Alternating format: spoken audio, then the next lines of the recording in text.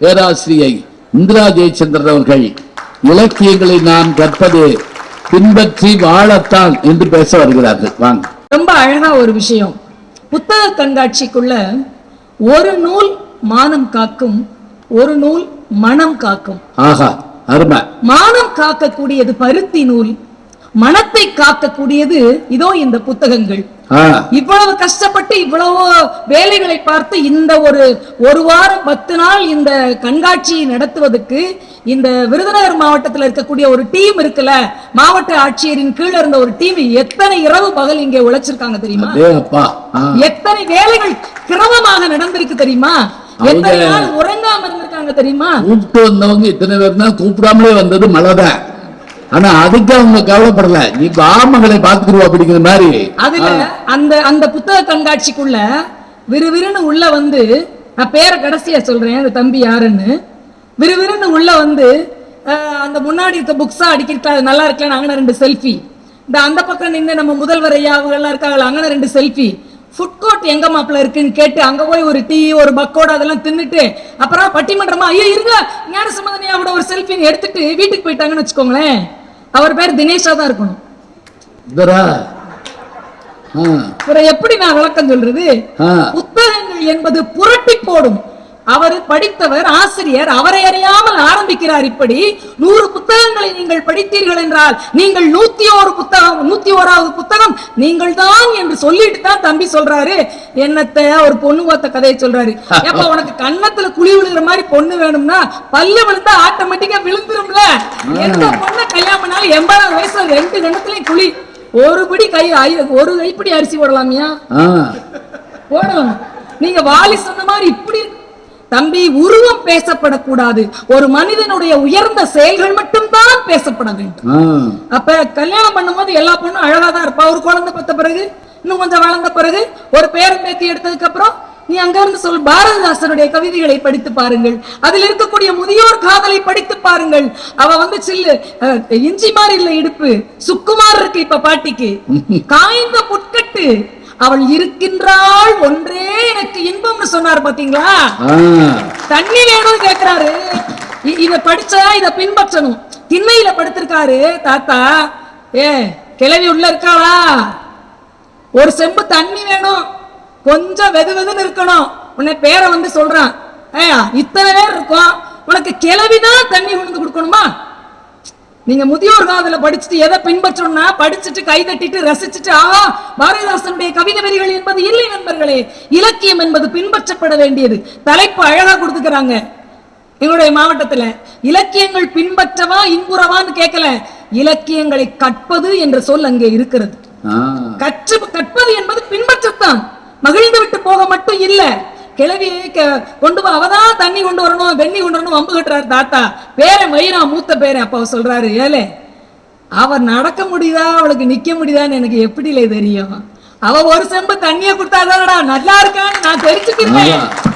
கண்ணு தெரியல தம்பி, தாத்தாவுக்கு கண்ணு தெரியல சரியா, காதும் கேட்க மாட்டேங்குது சாமி. கிளவி பக்கத்துல வந்துட்டானா அவன் நல்லா இருக்கான்னு நினைச்சேன், அது போதுங்கிறாரு பாத்தீங்களா? பாரதிதாசனுடைய முதியோர் காதலை படித்த பிறகு இந்த வாழ்க்கை உங்களுடைய இல்லத்திலே நடக்கும் என்றால் இங்கேதான் இலக்கியங்கள் பின்பற்றப்படுகிறது. அவள் இருக்கின்றாள் என்பதொன்றே இன்பம், வேற ஒண்ணும் வேண்டாம். அங்கிருந்து வந்து சொல்றாரு தம்பி, கருவாச்சி காவியத்தை பார்க்கிறீர்களா? இத்தனை மருத்துவர்கள் உட்கார்ந்திருக்கிறார்கள். அவள் பிள்ளையை பெற்று பன்னர்வாளால் தொப்புள் கொடி படிக்கும் போது இப்பயும் இருக்கு. கரிசல் இலக்கிய வட்டாரம் என்பது எங்களுடைய மாவட்டத்துக்கே சொந்தமானது.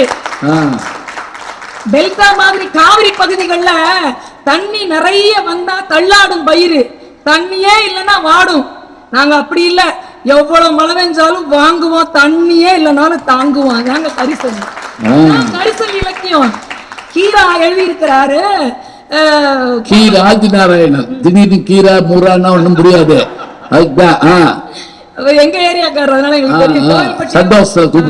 ஆமா ஐயா சொல்றாரு. ஒரு இடத்துல கோவல்லபுரத்து மக்கள் என்ற ஒரு இடத்துல வட்டார வழக்கு விஷயங்களை சொல்றாருங்க. அவர் என்ன பண்ற, நீங்க இப்ப சொல்றீங்க கை கழுவிட்டு சானிடைஸ் பண்ணி, இல்லைங்க, அருகு பறிச்சுக்கிட்டு இருக்கவங்க அப்படியே பசிச்ச உடனே சாப்பிட வருவாங்களாம். எப்படி கை கழுவாங்க தெரியுமா? அப்படியே அந்த கரம்ப மண்ணுல 2 தேய்ச்சிட்டு, கரிசல் அந்த கருப்பா இருக்கும் பாருங்களா, கரிச காட்டு மண்ணு, அதுல தேய்ச்சி அப்படி தட்டிட்டு கலையத்துல இருக்க கஞ்சியா அப்படி ஒரு சுத்திட்டு குடிச்சிட்டு ஒரு கடலை துவையிலையோ ஒரு கொஞ்சோண்டு கருவாடையோ எடுத்துக்கிடுவாங்க. அப்படி சாப்பிட்டுக்கிட்டு இருக்கும். அவ்வளவுதான் அவனுடைய வாழ்க்கை, எளிமையான வாழ்க்கை. அங்க போயிட்டு வரும்போது யாரோ ஒருத்தர் மயங்கி கிடக்கிறாரு. ஏப்பா என்ன செய்து குடிங்கிறாரு, இந்த அண்ணமையாங்கிற ஒருத்தர் குடிங்கிறாரு. ஒரு இலக்கியம் மனதோடு பேசுகிறது நண்பர்களே.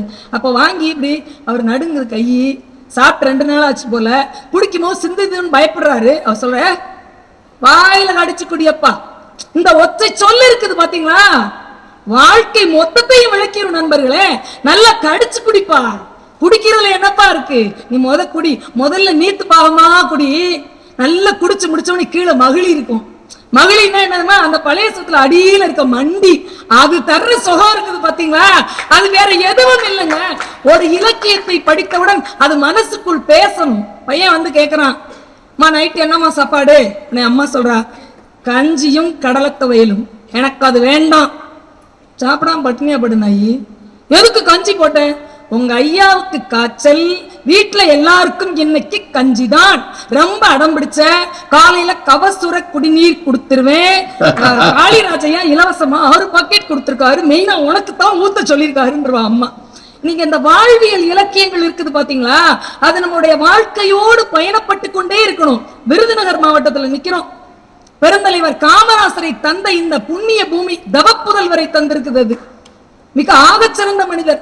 சின்ன சின்ன விஷயங்கள், அவருடைய வாழ்க்கை வரலாறுகளை பிள்ளைகளுக்கு சொல்லிக் கொடுக்கும் போது அதுல இருந்து பிள்ளை ஒரு நீதி எடுத்துக்கிடும் இல்லையா. ஒரு 9 வயதானவர் மேடையில பேசுறாரு. கர்ம வீரர் காமராசர் அவர்கள் முதலமைச்சராக இருக்கும் போது அவர் தேர்தல் பிரச்சாரத்தை வர்றாரு, ராமநாதபுரம் பக்கம் போறாரு. இன்னும் நான் வர்றதுக்குள்ள யாரோ பேசிக்கிட்டு இருக்காங்கன்னு, இது யாருன்னு ரொம்ப சின்ன பயலா தெரியுதேன்னு அப்படின்னாரு. நல்லா பேசுவாங்க, தலைவர் வர்ற வரைக்கும் கொஞ்ச நேரம் பேசட்டும், நாங்க தான் கூட்டு வந்தோம் மதுரையில இருந்து எப்படி வந்தான், தனி கார், காசு. அடுத்த கேள்வி அதுதான். 9 வயசு பையனை காசை கொடுத்து காரை அமர்த்தி, எந்த காசு? கட்சி காசு. எங்க இருந்து வந்துச்சு? கணக்கு கேட்கிற இது இருக்குது பாத்தீங்களா. சுத்தி இருக்கிறவங்க நடுங்கணுங்க ஒரு உயர் அதிகாரியை பார்த்து. அதுக்கு உதாரணமா இருக்காரு. போகும்போது நான் கூட்டு போறேன்னு, பெரியவங்க யாராவது வயசானவங்க இருந்தா அந்த கார்ல அவங்கள அனுப்புங்க, நான் சும்மா தானே போறேன். யாரு? முதலமைச்சர் கார்ல ஒரு 9 வயது மாணவரை ஏத்திக்கிட்டு ராமநாதபுரம் அவுட்டர் வந்தவனை இறங்க சொல்லி, என்ன படிக்கிற? ஐயா இந்த மாதிரி 6ஆம் கிளாஸ் ஏதோ சொல்றாரு. இதே வேலையா திடுறேன், நல்லா பேசுறேன்னு மேடையில் ஏத்தி விடுறாங்க, கை தட்டுறாங்க. விட்டு பொலேர்னு வர்றாரு. காமராஜருடைய கைகள் சாமுத்திரிகா லட்சணப்படி கீழே போட்ட முழங்கால தாண்டி விழும். ராஜயோகம் உள்ள கை, கொடுத்து நீண்டு போன கை. விட்டா எப்படி இருந்திருக்கும்? செவளு செவ்வுங்குது. என்னையா அடிச்சிட்டீங்க?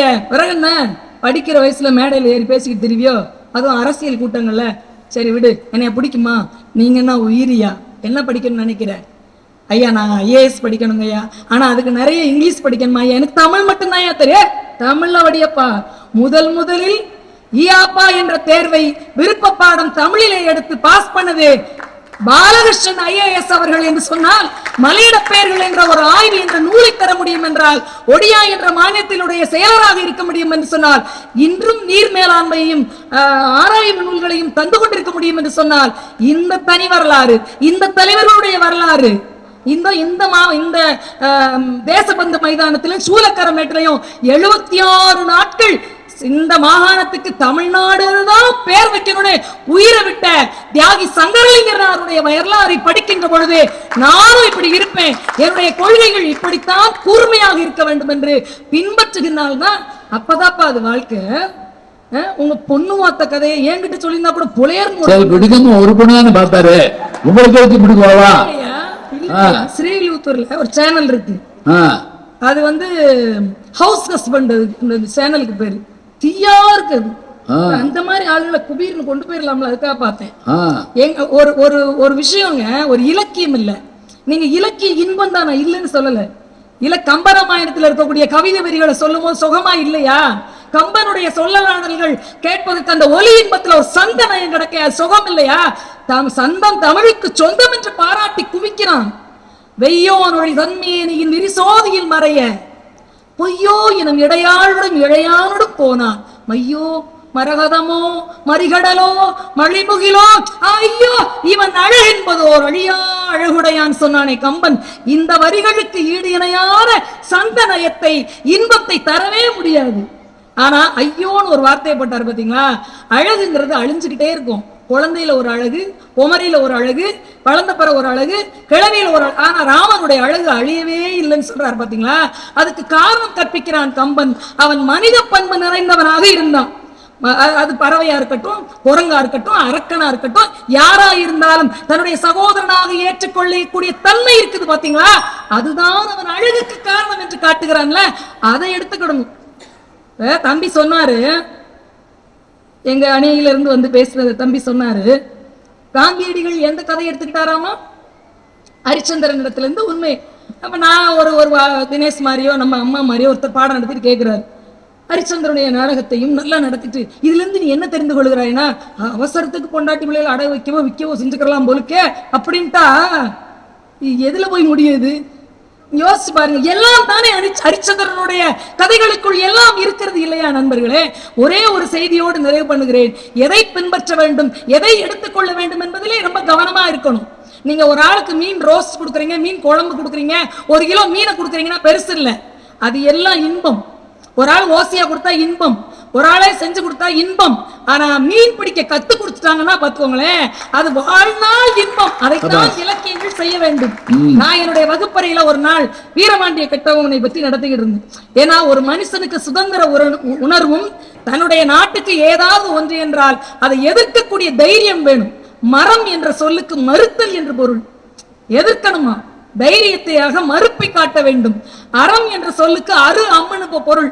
எதையெல்லாம் விட்டுறமோ அதெல்லாம் விட்டுறணும் சொல்லிட்டு அதுல ரொம்ப ஹைலைட்டான விஷயம் வீரபாண்டிய கட்டபொம்மன்ல சிவாஜி கணேசன் பேசின தனித்தமிழ் சொற்கள், முனைமுறியாத சொற்கள். நான் சொல்றேன், யாராவது தெரிஞ்சா சொல்லுங்களேன் அப்படின்னு. அதுல ஒருத்தர் உடனே ஒரு பையன் எந்திரிச்சு சொன்னா, ரொம்ப சந்தோஷமா இருந்தது. வானம் பொழிகிறது, பூமி விளைகிறது, அழகா சொன்னான். பின்னாடி இந்த மாப்பிள்ளை டெஸ்க்னு இருக்கும். எல்லா பள்ளிக்கூடத்துலயும் எல்லா ஒப்பரையும் ஒரு மாப்பிள்ளை டெஸ்க் இருக்கும். எனக்கு தெரிஞ்ச அந்த டெஸ்க்ல இருக்கவங்க எல்லாம் ஜெயிச்சிடுறாங்க. அவன் தான் உள்ளூர் வாசியா இருப்பான். அவன் தான் வந்து மூளை வழிந்தோடல இடம் பெற்றிருக்கவே மாட்டான். ஓரத்துல அவன் பேசாம பஜ்ஜி ஓட்டு அப்பா பார்த்து அம்மா பார்த்து அவங்க அப்பா அம்மாவெல்லாம் பார்த்து ஆசிரியர் வந்தா வணக்கம் சொல்லி ஐயா வச்சு சாப்பிடுங்க ஐயான்னு சொல்லுவான். நல்லா படிக்கிற பையன் இதெல்லாம் செய்ய மாட்டானோன்னு எனக்கு அடிக்கடி தோணிக்கிட்டே இருக்கும். சிரிச்சான். நான் சொன்னேன், அவன் சும்மா விடக்கூடாது, மிகச்சிறிய சித்தனைக்குரியவன் அவன் எதுக்கு வச்சிருக்கிறேன்னா. இல்லம்மா, சிவாஜி கணேசன் தான் வானம் பொழிகிறது பூமி விளைகிறதுன்னு சொன்னவரு. இந்த படத்துல எழுதி கொடுத்துருப்பாங்க. நம்ம ஏரியா திருநெல்வேலிமா, அங்க அப்படியாமா சொல்லிருப்பாங்க. ஏல நீ எதுக்குல இங்க வந்த, உனக்கு ஏமல நாங்க வாட்டி விடுக்கணும். வெள்ளக்காரனை பார்த்து எதுக்குல வந்த ஐயா, ஜாக்சன் துறையை பார்த்து வானம் பொழியுதுல பூமி விளையுதுல, இல்ல நீ எங்க கூட காட்டுக்கிட்டு வந்தியோ, எங்க சொந்தக்கார பிள்ளைகளுக்கு எதுவும் மஞ்சள் அரிச்சியோ, எனக்கு என்னல செஞ்ச, எதுக்குல வட்டி கேட்க, செருப்பு அடிச்சுடுங்க. ஆனா எனக்கு என்ன சந்தோஷமா, இது புதிய சிந்தனை இல்லையா, மாணவர்களிடத்திலே இருக்கக்கூடிய தனித்திறனை தூக்குதல். நான் சொன்னேன், அப்புறம்டா நீ இதை சொல்லி சிரிக்கிறடா, நீ உண்மையை சொல்றான்னு. ஏன்னா இது சினிமால சத்யராஜ் பேசுற வசனமா. டீச்சருக்கு இவ்வளவு அப்டேஷன் வேண்டி இருக்கு, ஆசிரியருக்கும் மாணவருக்கும் வெறும் 24 மணி நேரம் தான் வித்தியாசம். இது ஒரு ஹைக்கு கவிதை, படிச்சுட்டு போயிடணும்ன்றதை பின்பற்ற வேண்டும் ஆசிரியர். என்ன பேசணும்னு உண்மையை சொல்லிடு. நான் விட மாட்டேன், நான் 30 வருஷமா டீச்சரா இருக்கேன். அவன் இதுல இது வேறையாங்க பயங்கரமாக்க மாட்டேன், இதுல இது வேறையாவா, ஏன் எக்ஸ்பீரியன்ஸ் உண்மையை சொல்லுனேன். இல்லம்மா, அந்த பக்கம் இருக்கிற அவர் வந்து கட்டபொம்மன் ஆக்கிருமா, அவர் தமிழ் தெரியாதாம்மா. பாட்டியா சொல்லியிருக்காரு, திருநெல்வேலி தமிழும் தெரியாது, சிவாஜி கணேசன் பேசின செந்தமிழ். அப்புறம் நான் சொல்றேன், வானம் படி பூமியில பண்டி மீகையே மா ஐயால வரி, நீ மாவோட சேனிக்கு ஒத்திவா நீர் பாத்திவா, மன ஆட்டப்பட்டலுக்கு மஞ்சள் அரை வச்சு இத்திவா, நிவு மாவள மருவந்திய மான சட்ட பண்ணாண்டா மீது ஏலாம் ஐயால வரி. அப்படித்தான் கேட்டுருமான்ட்டா ஐயா. இது என்னம்மா அது? இது தெலுங்கியா? நானும் தலை ஆட்டிக்கிட்டு பார்த்துருக்கேன். சாக்சன் தர மாதிரி எந்த மொழியில பேசணும்னா அந்த ஆளுக்கு புரியவா போகுது. அவன் இங்கிலீஷ்காரன். இல்ல, இது துபாஷி என்ன சொல்றானோ அதுதான் போய் ஜாக்சன் துறைக்கு போயிருக்கோம். அந்த இடத்திலே இருந்து எடுத்துக்கொள்ள வேண்டியது, என் மண்ணை நான் விட்டுக் கொடுக்க மாட்டேன் என்ற சுதந்திரம் வீரமும் எடுத்துக் கொள்ளப்பட்டது. என்னவாக இருந்தாலும் பரவாயில்ல. சொல்லவில்லை. சிந்தனை ஒன்றாக இருக்க வேண்டும், வேற்றுமையில் ஒற்றுமைன்னு சொல்றான்ல. ஒரே ஒரு கவிதையோடு நிறைவு செய்கிறேன். ஒரு விஷயத்தை எப்படி எடுத்துக்கணும், ஆசிரியராக பணி செய்யக்கூடாது நான் நினைக்கிறேன். ஆசிரியர் தமிழாசிரியர், நான் நினைக்கிறேன் ஆசிரியராக நான் பணி செய்யக்கூடாது, நான் ஆசிரியராக வாழ வேண்டும். வாழ வேண்டும். இதை கொடுத்தது ஒரு அழகான கவிதை, ரொம்ப சின்ன கவிதை. எங்க ஊர் ஸ்ரீவில்லிபுத்தூர்ல ஒரு போட்டோ இருக்கு, போட்டோ ஸ்டுடியோ இருக்கு. சின்ன போட்டோ ஸ்டுடியோ, சின்ன கவர்னா அதுல ஒரு கவிதை எழுதிருப்பாரு அண்ணன் ராஜா அண்ணன்.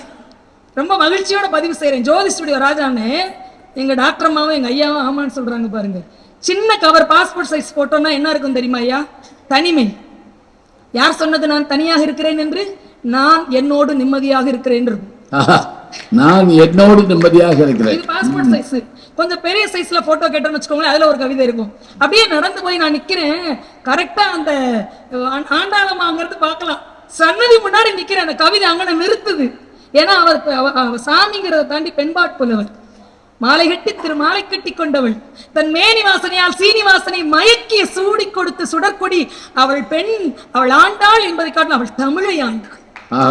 கவிதை வாசிச்சு நான் முடிக்கிறேன். இந்த செய்தி இப்படி முடிக்கிறேன். என்னுடைய தலைப்பை, எனக்கு மழையில் நனைய பிடிக்கும், எனக்கு நாய்க்குட்டிக்கு முத்தம் கொடுக்க பிடிக்கும், எனக்கு பூனையோடு விளையாட பிடிக்கும், மிரட்டினால் நடிப்பேன், அடித்தால் அழுவேன், எனக்கு புரிந்தால் மட்டுமே படிப்பேன் என்று உங்களுக்கு தெரியுமா டீச்சர்? அவ்வளவுதாங்க அந்த கவிதை. இவ்வளவுதாங்க அந்த கவிதை. ஆசிரியராக நான் வேலை பார்க்க கூடாது, நான் ஆசிரியராக வாழ வேண்டும் என்று ஒரு சின்ன சிறு கவிதை ஒரு அட்டைப்படத்தில் இருந்தது. ஒரு கடலையை சுத்தி இருக்கக்கூடிய ஒரு இலக்கியம் நம்மை மாற்றும் என்று சொன்னால் அதுதான் இங்கே தேவையாக இருக்கிறது. அதற்குத்தான் இத்தனை பேர் கூடியிருக்கிறோம். எவ்வளவு பெரிய ஆளா இருந்தாலும் பரவாயில்ல, சுட்ட பழம் வேண்டுமா சுடாத பழம் வேண்டுமா என்று கேட்டவனை அசால்ட்டா நினைச்சா கிளவி. ஆனா எடுத்து ஊதுன உடனே மேல இருந்து கேட்கிறான் சின்ன பைய, கிளவி பழஞ்சுடுதோ ஊதுற அப்படின்னு உடனே திரும்பி பார்த்தா இந்த அறிவின் உச்சம் கடவுளாக மட்டும்தான் இருக்க வேண்டும். எங்கே அறிவு இருக்கிறதோ, எங்கே ஞானம் இருக்கிறதோ, எங்கே நல்லவைகள் பின்பற்றப்படுகிறதோ அந்த இடம் மட்டும்தான் கோவிலாக இருக்க முடியும். 4ஆம் ஆண்டு இந்த கோவில் திருவிழாவுக்கு எங்களை அடைத்து போற்றிய அத்தனை பேருக்கும் நன்றி பாராட்டி விடைபெறுகிறேன். நன்றி. எதுக்காக நாம பின்பற்றி வாழ வேண்டுங்கிறதுக்கு ஒரே வரியில் சொல்லிட்டாங்க, நான் ஆசிரியராக வாழ வேண்டும் அப்படின்னாங்க. இப்ப சொல்லுவோம்ல, படிச்ச ஆசிரியர்கிட்ட படிக்கிறதுங்கிறது ஒரு வகை, படிச்சுட்டே இருக்க ஆசிரியர்கிட்ட படிக்கிறதுங்கிறது ஒரு வகை. அதே போல வாழ்க்கை முழுவதும் ஒரு விஷயத்தை நம்ம தொடர்ந்துகிட்டே இருக்கணும்னா அதுக்கு என்ன அறிவு வேணும் அப்படிங்கிறதுக்கு ரொம்ப அழகா சொன்னாங்க. இன்னொன்று, வட்டார வழக்கு சொல்ல பயன்படுத்துகிறப்ப எவ்வளோ இனிமையாக இருக்குது. நம்ம சொல்லுவோம்ல, சாப்பாடு தொட்டுக்கிற என்ன இருக்குங்க அப்படிமோ, சில ஊரில் கடிச்சுக்கிற அப்படின்னு கேட்பாங்க. இப்போ அதெல்லாம் சுத்தமாக காணும். சைட் டிஷ் இல்லையான்னு கேட்குறாங்க. ஐயோ இது என்னடா இப்படி கேட்டு தொலைகிறாங்க, இது எதுக்கு கேட்குறான்னு நமக்கு தெரியல. அவன் முதல்ல மெயின் டிஷ் என்ன கேட்குறான்னு நமக்கு பயமாக இருக்குது.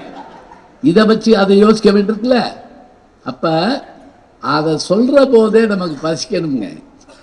அந்த கடலை துவையலும் கஞ்சியும் அது மகிழியா, அது மேலே மிதக்கிறது, உள்ள மேலே இருக்க தண்ணி தண்ணியா, உள்ள மகிழியா, பேச பேச பசிக்குதுமா, அது வேற.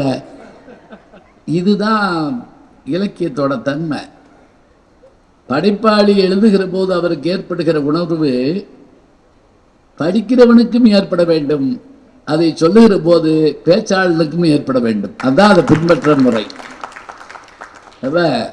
அற்புதமாக வரிசைப்படுத்தி அழகழகான நல்ல கவி. நான் இன்னைக்கு தனியாக இருந்தேன், நான் என்னோடு தான் இருக்கிறேன். ஒருத்தர் அழகா சொன்னா, நான் சாவை கண்டு பயப்பட போவதில்லை, ஏனென்றால் நான் அப்போது இருக்க போவதில்லை. நியாயமான வார்த்தை. அது வர்றப்ப நம்ம இருக்க போகிறோமா? இல்லை. அதை நம்ம யோசிச்சு பார்க்குறப்ப அவ்வளோ அழகாக இருக்குது. அருமையான செய்திகளை எல்லாம் சொல்லியிருக்காங்க.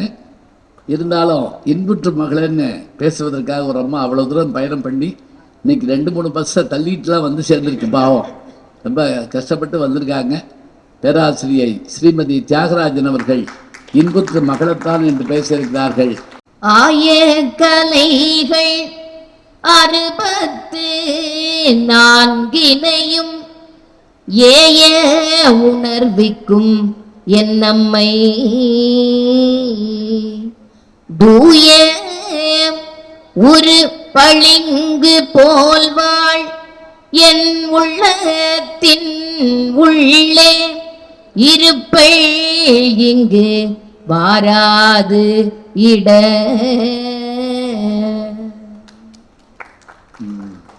கம்பருடைய பாட்டு சரஸ்வதிக்காக. ராகம் கொஞ்சம் ஸ்லோவா இருந்துச்சு, கொஞ்சம் வேகமா பாடிக்கலாம். இருக்கிற ஆளுங்க தூங்க வைக்கிற மாதிரி தாலாட்டு பாடிக்கிட்டீங்க. பாதம் தொட்ட மண்ணுக்கு முதல் வணக்கம், பட்டிமன்ற நடுவர் அவர்களுக்கு முழு வணக்கம், தடுப்பு சுவர் கட்ட வந்தவர்களுக்கு தலை வணக்கம். இந்த 2 பேர் தான் தடுப்பு சுவர் கட்ட வந்தது. வாசக பெருமக்களுக்கு என் மொத்த வணக்கம். சரி, நடுவர் அவர்களே, நம்பிக்கையோடு உணர்வுகளுக்கு விழாக்கள் எடுத்துக்கொண்டிருந்த நாம் இன்றைக்கு புத்தக திருவிழா என்ற பெயரிலே அறிவுக்கு திருவிழா நடத்துகிறோம் என்று சொன்னால் அது எவ்வளவு சந்தோஷமான விஷயம் ஐயா. சில பேர் எப்ப பார்த்தாலும் ஏதாவது ஒரு புத்தகத்தையோ அல்லது செய்தித்தாள்களையோ படிச்சுக்கிட்டே இருப்பாங்க. அதை பார்க்கிறவங்க சொல்லுவாங்க இவர் சரியான புத்தக புழு போல அப்படின்னு. ஆனா உண்மை என்ன தெரியுமா? எப்ப பார்த்தாலும் ஏதாவது ஒரு புத்தகத்தை படிச்சுக்கிட்டு இருக்கவங்களுக்கு நீண்ட ஆயுள் கிடைக்கும் அப்படின்னு கண்டுபிடிச்சிருக்காங்க. சமீபத்துல சில நிபுணர்கள் சேர்ந்து ஆய்வு பண்ணினாங்க. ஒரு 3 பிரிவுகளாக பிரித்து அந்த ஆய்வை நடத்தினாங்களாம். முதல் பிரிவினர் வாழ்க்கையில புத்தகத்தையே தொடாதவங்க. 2வது பிரிவினர் வாழ்க்கையில 3 மணி நேரம் புத்தகத்தை படிக்கிறவங்க வாரத்துக்கு. 3வது பிரிவினர் 3 மணி நேரத்துக்கு அதிகமாக புத்தகங்களை படிப்பவர்கள். ஆய்வு முடிவு என்னன்னா, வாரத்துக்கு 3 மணி நேரத்துக்கு அதிகமாக படிப்பவர்கள் மற்றவர்களை விட 23% கூடுதல் ஆயுளோடு வாழ்கிறார்கள் என்று கண்டுபிடித்திருக்கிறார்கள். அருமையாக சகோதரி சொன்னாங்க. கம்பராமாயண பாடல் ஒன்று, வெய்யோன் மொழி தன்மேனியில் விரி சோதியின் மலர பொய்யோ எனும் இடையாளோடும் இளையானோடும் போனான், மையோ மரகதமோ மறி கடலோ மலை முகிலோ ஐயோ இவன் அழகென்பது ஒரு அழியா அழகுடையான். இதுல என்ன இன்பம் இருக்கு? எவ்வளவு இன்பம் இருக்கு தெரியுமா ஐயா? இந்த இலக்கிய இன்பத்தால ஈர்க்கப்பட்ட கவியரசு கண்ணதாசன் அவர்கள் அற்புதமா ஆலயமணி அப்படின்ன படத்துல ஒரு பாட்டை வச்சு தான் பெற்ற இன்பம் பெருகை வையகம்னு எல்லாரையும் சந்தோஷப்படுத்துவாரு. பாட்டு இதுதான், கன்னி தமிழ் தந்ததொரு திருவாசகம் கல்லை கனியாக்கு முந்தன் ஒரு வாசகம் உண்டென்று சொல்வதுந்தன் கண்ணல்லவா வண்ண கண்ணல்லவா இல்லை என்று சொல்வதுந்தன் இடையல்லவா மின்னல் இடையல்லவா. இப்ப நான் எல்லாரும் சரி மாதிரி ஆடணும் பாடணும் எனக்கு வராது. ஒரு ஹம்மிங் வரும், அப்படிப்பட்ட ஹம்மிங் அது. அழகான பாட்டு. ஒரு ஆசிரியர் மாணவர்கிட்ட கேட்டாராம், ஏடா 3ஆம் உலக போர் வந்தா என்ன ஆகும் அப்படின்னு. அவன் சொன்னானா, ஐயோ அப்படின்னா நிறைய படிக்க வேண்டி வருமே சார். பாருங்க அவங்க கவலைய. ஒரு அம்மா வருத்தத்தோடு கணவர்கிட்ட சொல்றாங்க, என்னங்க நம்ம பையன் பணத்தை எங்க வச்சாலும் வச்ச பொருளோடு தூக்கிட்டு போயிடுறானே, என்ன பண்றதுன்னு. பயப்படாத, அவன் எடுக்கவே மாட்டான் அப்படிங்கிற ஒரு பொருள் இருக்கு. எடுக்காத ஒரு பொருள் என்னன்னா புத்தகம் தான். புத்தகத்துக்கு வை, அவன் எடுக்க மாட்டான், கிட்ட போக மாட்டான், தொட்டு பார்க்க மாட்டான். அப்ப நிலைமை இப்படி இருக்கும் போது பின்பற்று அப்படின்னு சொன்னா நடக்குமா? இலக்கியத்துல இளைஞர்களுக்கு இன்பம் கொடுக்கன்னு தனி இலக்கியம் இருக்கு, பெரியவர்களுக்கு இன்பம் கொடுக்கிறதுன்னு தனி இலக்கியம் இருக்கு, சிறுவர்களுக்கு இன்பம் கொடுக்கன்னு தனி இலக்கியம் இருக்கு. இப்ப சிறார் இலக்கியங்கள் அப்படின்னு சொல்லுவாங்க. குட்டி குழந்தைகளை அப்படி துள்ள வைக்கக்கூடிய பாடல்கள் எல்லாம் சிறார் இலக்கியங்கள்ல உண்டு. என் கண்ணுக்கு இங்க ஒரே ஒரு மாணவன் தான் தெரியுறான், ஒரு சிறுவன் கொட்டாவி விட்டுக்கிட்டு இருக்கிறான். கேள்வி பதிலா இருக்கக்கூடிய பாட்டு, கட்டாயம் அந்த பாட்டு அந்த நீல சட்டை தம்பிக்கு தெரியும்னு நினைக்கிறேன். கேள்வி பதில் பாட்டு. தம்பி டிக் டிக், யாரது? திருடன். என்ன வேணும்? நகை வேணும். என்ன நகை? கலர் நகை என்ன கலர் சொல்றோம் பாருங்க. பச்சை கலர் என்ன பச்சை? மாம்பச்சை. என்னம்மா? டீச்சர் அம்மா. என்ன டீச்சர்? கணக்கு டீச்சர். என்ன கணக்கு? வீட்டு கணக்கு. என்ன வீடு? மாடி வீடு. என்ன மாடி? மொட்டை மாடி. என்ன மொட்டை? பழனி மொட்டை. என்ன பழனி? வட பழனி. என்ன வடை? ஆம வடை. ஓ, நீங்களும் சொல்றீங்களா? என்ன ஆம? குளத்து ஆம. இன்னும் சிலபஸ் மாறல. அதேதான். அவங்க குழந்தைகளா மாறிட்டாங்க ஐயா. ஆமையா. ஆமா. என்ன ஆம? என்ன குளம்? என்ன திரி? என்ன விளக்கு? என்ன குத்து? கும்மா குத்து. பாருங்க, குத்துற குழந்தையும் சிரிக்கும், குத்து படுற குழந்தையும் சிரிக்க. நடுவரவர்களே, இந்த பாடலை பாடும் போது அந்த குழந்தைகளினுடைய உடல் அசைவுகள் நமக்கு இன்பத்தை கொடுக்கும். அந்த மழலை மொழி நமக்கு இன்பத்தை கொடுக்கும். அந்த பாட்டுக்குள்ள ஏதோ ஒரு இன்பம் இருக்கிறதுனாலதான் அப்படியே முழுசா அந்த குழந்தைங்க அந்த பாடலை மனப்பாடம் பண்றாங்க.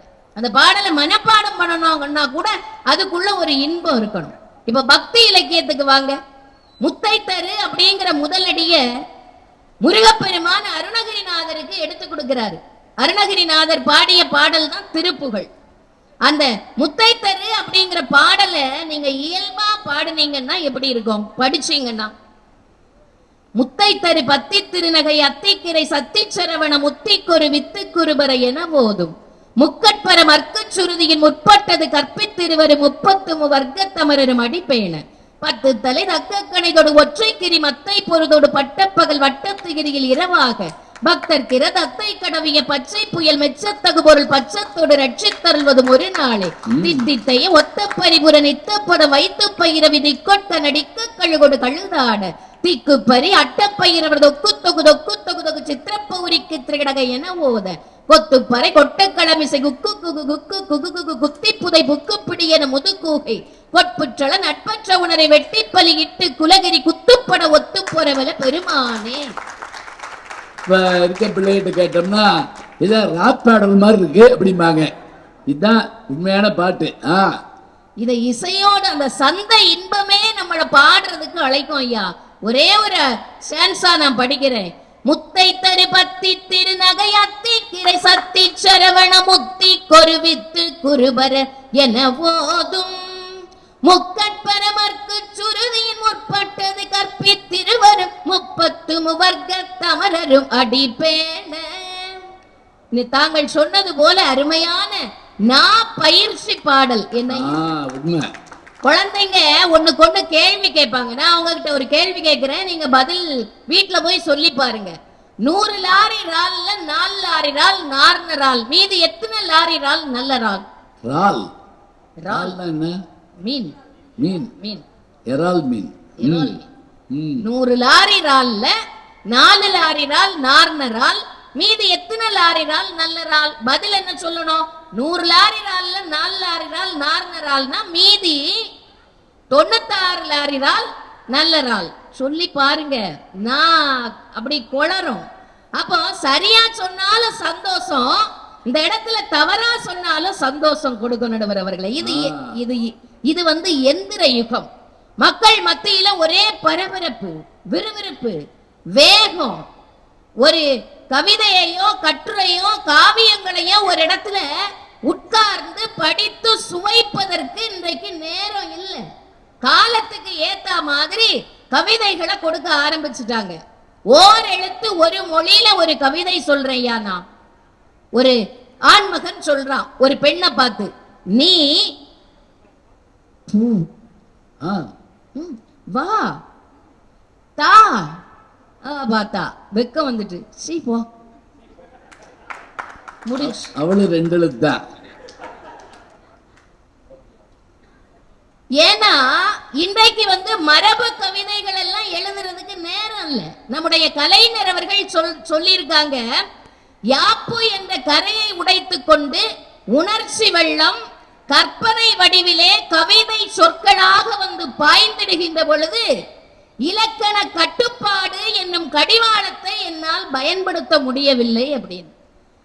புது கவிதை எழுதக்கூடிய கவிஞர் மு மேத்தா அவர்கள் இதற்கு ஒரு கவிதையே படைத்து விடுகிறார். இலக்கண செங்கோல், யாப்பு சிம்மாசனம், எதுகை பல்லக்கு, மோனை தேர்கள், தனிமொழி சேனை, பண்டித பவனி, இவை எதுவும் இல்லாத கருத்துக்கள் தம்மை தாமே ஆழ கற்றுக்கொண்ட புதிய மக்களாட்சி முறையே புது கவிதை அப்படின்னு. இந்த இலக்கணத்தை வச்சே ஒரு கவிஞன் ஒரு கவிதை எழுதுறார். நடுவர் அவர்களே, எதுகையும் மோனையும் வேண்டவே வேண்டாம், சீரும் கீரும் சுத்த சனியன்கள், வெண்பாவும் கிண்பாவும் விருத்தமும் திருத்தமும் வேண்டாத தொல்லைகள். ஒரு கவிதை. இன்னும் இந்த வாசகர் வட்டத்தை மகிழ்ச்சி படுத்துறதுக்காக வேண்டி ஒரு சம்பவம் சொல்றேன் ஐயா. நீ வருவாயன அப்படின்னு ஒரு திரைப்படம். கவிஞர் பா விஜய் அவர்கள் எழுதிய ஒரு பாட்டு கேட்கிறதுக்கு இனிமையா இருக்கும். மாலை தென்றல் வீசக்கூடாது, கூடாது கூடாது, மாநில செய்திகள் கேட்க கூடாது, கூடாது கூடாது, சூரியன் மேற்கை பார்க்க கூடாது, கூடாது கூடாது, சூரிய காந்தியும் பார்க்க கூடாது, கூடாது கூடாது, ஆலய சங்கொலி ஊதக்கூடாது, 5 மணிப்பு பூக்க கூடாது, மாலை என்று சொல்லை யாரும் நினைக்க கூடாது, இரவு என்று சொல்லே தமிழில் இருக்க கூடாது, அதிகாலையில் சேவலை எழுப்பி அதை கூவென்று சொல்லுகிறேன், கடிகாரத்தை சீக்கிரம் திருப்பி அதன் வேகத்தை மிஞ்சுகிறேன். எவ்வளவு ஒரு அற்புதமான கற்பனை. இந்த கற்பனைக்கான அடித்தளம் எங்க இருக்குன்னு பார்த்தோம்னா அது இன்னொரு இலக்கியத்துல இருக்கு. நம்ம அருணகிரிநாதர் தந்த கந்தர் அனுபூதிய பக்தி பூர்வமா படிக்கும் போது இந்த இன்பம் அங்க இருந்து அங்க போயிருக்குன்னு தெரிய வருது. என் தாயும் எனக்கருள் தந்தையும் நீ, சிந்தாகுலமானவை தீர்த்தனையாள், கந்தா கதிர்வேலவனே உமையாள், மைந்தா குமரா மறைநாயகனே. இன்பம் யாரை யாரை எங்க எங்க ஈர்க்குது பாத்தீங்களா ஐயா. நிறைவா ஒரு கருத்து சொல்றேன். ஒரு புலவர் காட்டு வழியா போயிட்டு இருக்கிறாரு. அவரு கால்ல ஏதோ குத்திட்டு நொண்டி நொண்டி வராரு. எதிர்த்தாப்புல இன்னொரு புலவர் என்னாச்சுன்னு கேட்கிறார். அதுக்கு இவர் சொல்றாரு, தமிழ் புலவர்கள் 2 பேர் பேசிக்கிட்டாங்க. முக்காலி கொண்டு மூவிரண்டு போகையிலே இக்காலில் 5 தலை நாகம் அழுந்த கடித்தது அப்படின்னு. வேற ஒண்ணும் இல்லையா. முக்காலின்னா இவர் வயசானவர், அவருக்கு 2 காலு, தடி ஊனி இருக்காரு, அது 3வது கால். முக்காலி கொண்டு மூவிரண்டுன்னா 3 6, ஆத்துக்கு போகும்போது இக்காலில் அவருக்கு கால்ல 5 தலை நாகம். 5 தலை நாகம்னா நெருஞ்ச முள்ளுக்கு ஒரு 5 தலை நாகம்னா பேரு. படபடையா பூத்திருக்கும்படி நெருஞ்சி அழுந்த கடித்தது, அதாவது நெருஞ்ச முள்ளு குத்திட்டு, அவ்வளவுதான். அதுக்கு எதிர்த்தாப்புல அந்த புலவர் சொல்றாரு, தீர்வு சொல்றாரு, மருத்துவம் சொல்றாரு. பத்திரதன் புத்திரனின் மித்திரனின் சத்துருவின் பத்தினியின் கால் வாங்கி தேய். சரியா போச்சு. பத்திரதன்னா தசரதன், பத்திரதன் புத்திரன்னா ராமன், ராமன் மித்திரன்னா நண்பன் சுக்ரீவன், அவனுக்கு சத்துரு யாருன்னா வாலி. வாலியினுடைய மனைவி தாரை, தாரையின் கால் வாங்கி தேய். தாரைக்கு காலை தான்னு கேட்டா கொடுப்பாளா? தாரையினுடைய கால், தாரைங்கிற அந்த வார்த்தையை எழுதி பாருங்க. தா நெடில் அந்த துணை காலை எடுத்துட்டோம்னா தரைன்னு வரும். தரையில தேய்ச்சிக்கிட்டு போவியா? முடிச்சு. அப்போ போகிற போக்கிலேயே இலக்கிய இன்பத்தை அனுபவித்தவர்கள் இந்த நாட்டில் வாழ்ந்த புலவர்கள் ஐயா. இலக்கியங்கள் என்பது எப்படி பார்த்தாலும் எல்லா காலத்திலும் அதை படித்து இன்புற்றால்தான், என்னுடைய அணித்தலைவர் சொன்னது மாதிரி, படித்து இன்புற்றால்தான் அதை நாம் பின்பற்ற முடியும் என்று சொன்னதையே வழிமொழிந்து இலக்கியங்களை நாம் கற்பது இன்புற்று மகிழவே, இன்புற்று மகிழவே என்று சொல்லி வாய்ப்புக்கு நன்றி பாராட்டி இடம்பெயர்கிறேன். நன்றி, வணக்கம். நல்லா உச்சரிக்கிறாங்க பட்டிமன்றத்தில், அது ரொம்ப முக்கியமா வேணும். ஏன்னா தமிழுக்கு அழகு என்ன தெரியுங்களா, அதனுடைய உச்சரிப்பு தான். அதுவும் அந்த பக்கம் சினிமா பாட்டும் பாடுறாங்க, இந்த பக்கம் திருப்புகளும் பாடுறாங்க. இது சாதாரண வேலை இல்லை. சிலருக்கு இது வந்தால் அது வராது, அது வந்தால் இது வராது. அருமையான வார்த்தைகளை அழகா சொல்லி, அது குழந்தைகளை ஈர்க்கிற பாட்டு பாருங்க எப்படின்னு சொல்லி, இந்த மாதிரி சொல்லி கொடுத்தா தான் பிள்ளைகளுக்கு விடுகதைகள் இதெல்லாம் புரியுங்க. கேள்வி கேட்டு பதில் சொல்ற மாதிரி இருக்கணும். நிறைய என்ன போச்சுன்னா டுங்கில் டுங்கில் லிட்டில் ஸ்டார் அப்படிலாம் சொல்லி கொடுத்த பிறகு யார் நாட்டு பாட்டையே கொண்டு நம்ம பாடிக்கிட்டு தர்றோம். எதுக்காக நம்ம பாட்டு இல்லையா சொல்லுங்க பார்க்கலாம். ரொம்ப அருமையா குழந்தைகளுக்கானது எது, இளைஞர்களுக்கானது எது, அந்த காலையில் ஏன் அவர் அவ்வளோ அவசரப்படுறாருன்னா, காதலிக்கிற ஒருத்தனுக்கு அந்த அதிகாலையில் சீக்கிரம் எழுந்து வேகமாக போய் பார்க்க போகணுமா, அதுக்காக அந்த மாலை வரக்கூடாது, இது வரக்கூடாது, அது வரக்கூடாது, எல்லாம் இருக்கணுங்கிற விஷயத்த ஒரு கவிஞனுடைய உணர்வோடு ரொம்ப அருமையாக சொன்னாங்க. அவர்களுக்கு நம்முடைய பாராட்டுக்கள். 4 பேருக்கும் நல்லா நீங்கள் ஒரு கைதட்டை கொடுத்துருங்க. அவ்வளோதான் முடிஞ்சிச்சு. இப்போ நம்ம தீர்ப்புக்கு வந்துடலாம். ஒரு சின்ன கிராமத்தில் நான் பேச போயிருந்தப்போ ஒரு 30 வருஷத்துக்கு முதல்ல அப்போல்லாம் இப்படி சேர் போட்டிருக்க மாட்டாங்க, கீழே தான் உட்காரணும். இப்போ போடக்கூடாதுன்னு இல்லை, சேர் போடுறது போடாது ஒன்றும் இல்லை, தரையில் உட்காரலாம், எந்திரிக்க முடியாது, அவ்வளோதான். அது இப்படி நிலமை அப்படியே ஆகிப்போச்சு. முன்னாடி உட்காந்து ஒரு கிளவி வெத்தலைவா கடிச்சிட்டு இருந்துச்சு தான் இப்படி போய் எனக்கு முன்னாடி. நான் அது பட்டி பண்ணுற கேட்குதா இல்லையான்னு தெரியாமல் பார்த்துட்டு பேசிகிட்டே இருந்தேன். இந்த 4 பேர் பேசி பிடிக்கவும் அந்த கிளவி என்ன பண்ணிச்சு, அன்னைக்கு வந்து 4 பேர் வேற, இவங்க வேற. அது என்னை ஒத்து பார்த்துக்கிட்டே இருந்தேன். ஆமாம், அவங்களுக்கெல்லாம் நீ மணி அடிச்சு இல்லை, உனக்கு யார் மணி அடிப்பா அப்படின்னு அது நல்லா கவனிச்சுட்டு இருக்கு பாருங்க. அது கவலை வேற. ஏன்னா நான் பாட்டுக்கு விடிய காலை வரைக்கும் பேசிக்கிட்டே இருந்தேன், என்ன பண்ணுறது. அப்புறம் நான் சொன்னேன், அம்மா நான் மனசுக்குள்ளே மணி அடிச்சிருவேன், எனக்கு தெரியும். பார்த்துக்கிட்டு இருக்க ஆடியன்ஸுடைய மனநிலை மட்டும் இல்லை, எல்லாருடைய வேலையும் இருக்குது, என்னுடைய வேலையும் இருக்குது, எல்லாமே இருக்குது, அதனால் நான் பார்த்துக்கிறேம்மா அப்படி சொல்வேன்.